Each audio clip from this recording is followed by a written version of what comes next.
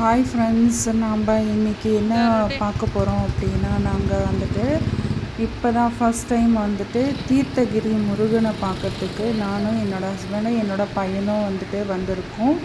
Vellore Theerthagiri temple இருக்கும் இல்லையா, இந்த ட்ரெண்டிங் ஆகிட்டுருக்கு பார்த்திங்களா, அந்த முருகன் கோயிலுக்கு தான் இப்போது நாம் வந்திருக்கோம். 97 அடி முருகனை இன்றைக்கி தரிசிக்க வந்திருக்கோம். ஓகேவா, எதுக்காக ஃபஸ்ட்டு நாங்கள் வந்திருக்கோம் அப்படின்னா, இது நான் ரொம்ப நாள் ஆசைப்பட்டுட்டு இருந்தேன். லாஸ்ட்டு ஒரு 6 மந்த்தாகவே இந்த கோயிலுக்கு போகணும்னு வெயிட் பண்ணிகிட்ருந்தோம்.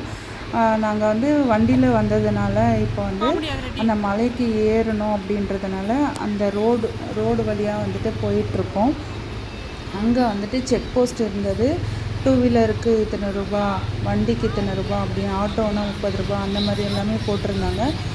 அந்த டிக்கெட் வாங்கினதுக்கப்புறம் நாங்கள் மேலே போனோம். பட் ரொம்ப பயம் எடுத்துருச்சு. மேலே இழுக்கவே இல்லை வண்டி.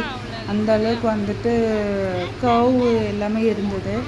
ஸோ அதுவும் பார்த்துட்டு நாங்கள் மெதுவாக போனோம். அதோ அங்கே தெரிகிறாரு பார்த்தீங்களா நம்மளோட முருகன், அவரை பார்க்க தான் இன்றைக்கி நாம் போயிட்டுருக்கோம். நானும் என்னோடய ஹஸ்பண்டும் போயிட்டுருக்கோம். என்னோடய பையன் அவரோட அப்பாவோட கையை விடவே இல்லை. அதுக்கப்புறம் சரி அப்படின்னு சொல்லிட்டு நாங்கள் போயிட்டுருந்தோம். நானும் என் பையனும் அர்ச்சனை தட்டு வாங்கிட்டு மேலே போகிறதுக்கு முன்னாடி இங்கே நம்ம ஒரு அர்ச்சனை பண்ணிட்டு போயிடலான்னு சொல்லிட்டு தான் இப்போ போயிட்டுருக்கோம்.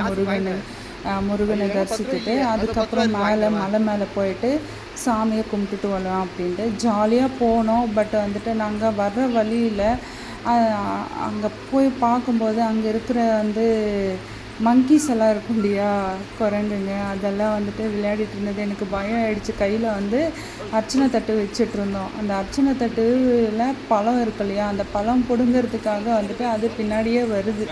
அது பயம் எடுத்துருச்சு எங்களுக்கு. ஸோ அதுக்கப்புறம் பக்கத்தில் இருக்கிறவங்க அதட்டிகிட்டே வந்தாங்க. எனக்கு ஆனாலும் பயமாக இருந்தது. நான் பேக்கில் போட்டுட்டேன். அதுக்கப்புறம் எங்கள் வீட்டுக்கார கையில் கொடுத்துட்டேன் அந்த அர்ச்சனை தட்டை. இப்போது நம்ம இந்த கோயிலுக்குள்ளே போயிட்டு அர்ச்சனை பண்ணிவிட்டு வெளியில் சின்ன சின்ன ஃபோட்டோஸ் எல்லாம் பண்ணலாம் அப்படின்னு வீடியோஸ் எல்லாம் எடுக்கலான்னு சொல்லிட்டு தான் இப்போ போயிட்டுருக்கோம் உள்ள. ஆனால் ரொம்ப வெயிலுங்க நாங்கள் போகிற நேரத்துக்கு. ஓகேங்களா, போய் பார்த்துட்டு அதுக்கப்புறம் என்ன ஆச்சு அப்படின்னா, மலை மேலே போகலாம் அப்படின்னு பிளான் பண்ணினோம். உள்ளே ஃபோன் எல்லாம் அலௌடு இல்லைன்னு சொல்லிட்டாங்க.